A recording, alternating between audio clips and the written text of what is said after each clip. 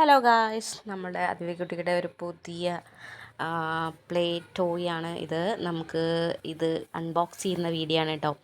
അങ്ങനെ ഇത് നമ്മൾ ഫ്ലിപ്കാർട്ടിൽ നിന്ന് ഓർഡർ ചെയ്തതാണ്.